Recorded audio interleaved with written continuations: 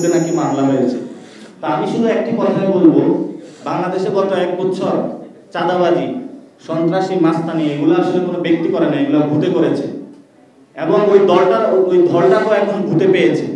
তো বাংলাদেশে আসলে কোনো, এটার নাম হলো ন্যাশনালিস্ট ভূত। এই ন্যাশনালিস্ট ভূতের অধীনে বাংলাদেশে চাঁদাবাজি হয়েছে, সন্ত্রাস হয়েছে এবং এই পর্যায়ে এসে যখন আমরা চাঁদাবাজদের, সন্ত্রাসের বিরুদ্ধে কথা বলি, সেগুলোর বিরুদ্ধে হলো মামলা, হামলা না, অনেক কিছু তারা করবে, কিন্তু আমরা ভীত নই।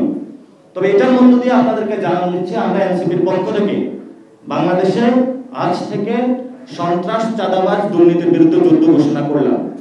এবার সে যে বড় দল হোক, যত বড় হনু হোক, যত বড় সন্ত্রাস হোক, হয়তো তারা থাকবে বাংলাদেশে, চাঁদাবাজরা থাকবে, সন্ত্রাসীরা থাকবে, দুর্নীতিবাজরা থাকবে, অথবা আমরা বেঁচে থাকবো। বাংলাদেশে শক্ত লড়াই হবে তাদের সাথে ইনশাআল্লাহ।